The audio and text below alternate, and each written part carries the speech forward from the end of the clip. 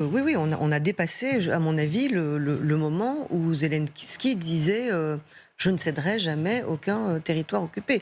Je pense qu'aujourd'hui, avec la conjonction Pardonnez-moi, occupé ou revendiqué en l'occurrence, parce oui, que la Russie n'occupe Revendiqué. pas ce territoire de bien la sûr. région du Donetsk. Mais, Elle tente de l'occuper, mais elle n'y parvient pas. mais face à Donald Trump plus Vladimir Poutine, qui avance main dans la main, ce que personne n'avait imaginé il y a un an, je ne vois pas comment il peut résister.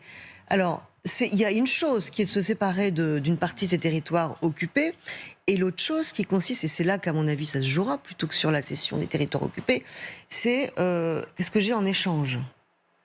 Et c'est là qu'on tombe sur la deuxième partie extrêmement importante, qui est la question des garanties de sécurité.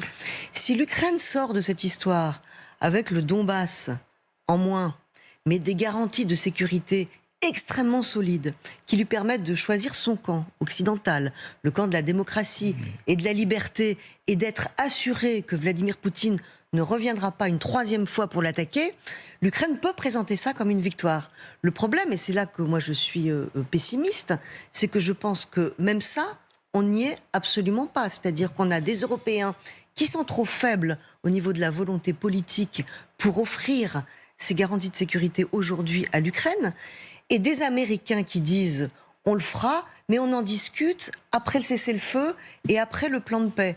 Comment peut-on aujourd'hui faire confiance à une future garantie de paix américaine, étant donné la position qui est prise au plus haut sommet de l'État vis-à-vis de la Russie et vis-à-vis de l'Ukraine? On ne peut pas. Et donc c'est ça qui est complètement bancal. Et pardon, je pose la question tabou. Le général disait les Ukrainiens ne l'accepteront pas. Les civils ukrainiens, le peuple ukrainien ne l'acceptera pas.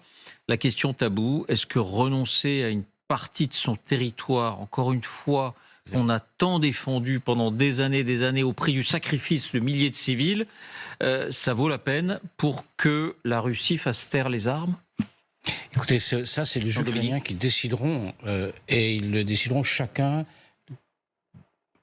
en leur âme et conscience, en fait. Alors, ils vont le décider politiquement, mais ils vont aussi décider... Vous savez, les militaires ukrainiens sont épuisés sur le front, épuisés. Si demain, on leur dit, bon, on arrête, il n'est pas sûr qu'il y aura des mutineries. Peut-être ici ou là, il y aura des protestations, mais il faut voir quand même que la situation n'est pas bonne pour l'Ukraine. La situation n'est vraiment pas bonne pour l'Ukraine. Alors, ils tiennent, mais ils tiennent à un prix humain très important. L'hiver s'annonce compliqué à cause des bombardements sur le réseau énergétique. Et par ailleurs, il y a cette